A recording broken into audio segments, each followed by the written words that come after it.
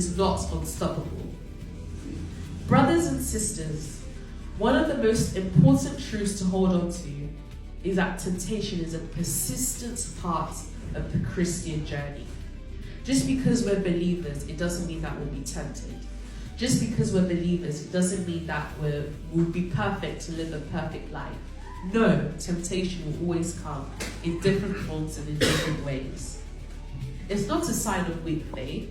Because you're tempted, it doesn't mean you're necessarily a bad person or a bad Christian. It's just a part of living in a fallen world.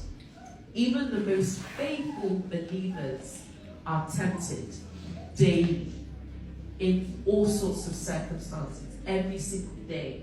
Even the apostles you look up to, the pastors you look up to, you'll be surprised to know that even they are tempted. Now, let us turn to James chapter 1, verse 14 to 15.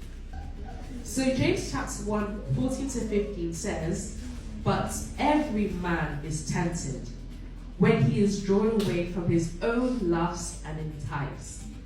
Then when lust hath conceived, it bringeth forth sin. And sin, when it is finished, bringeth forth death." Notice the progression here. Temptation, it begins inside us. It festers in the heart, not from outside sources alone. It's like a seed planted in our mind and soul.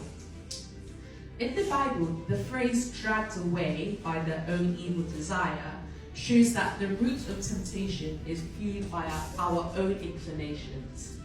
Because when we think to ourselves, if I do this thing, it will give me pleasure, that's very short term. Because ultimately, in the long term, that sin is going to bring upon death. But if you stay rooted in the scripture instead, then you'll know that with that comes freedom. Imagine a piece of candy. I'm going to try and contextualize this and make it easier to understand. Imagine a piece of candy that looks delicious. It's shiny, it's colourful, it's tempting. But once you taste it, you realise that it's bitter and spoiled. The outward appearance was appealing, but the inside was harmful. That's what temptation often is. It's a facade. It looks nice, it looks shiny, but it's hiding danger. And we need to be aware of this. Just because an act might look shiny, just because it might bring upon short-term pleasure, it doesn't mean that it won't be dangerous, it won't be harmful.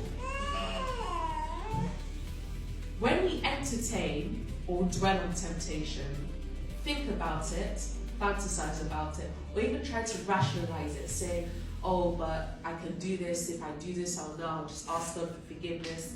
That's rationalizing it. But rationalizing it, it doesn't take away the harm that it will bring.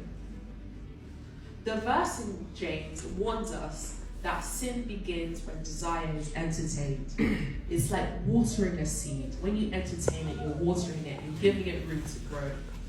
And the longer we indulge in the desire, the more it grows. If left unchecked, it will eventually produce sin. And that is an act that separates us from God.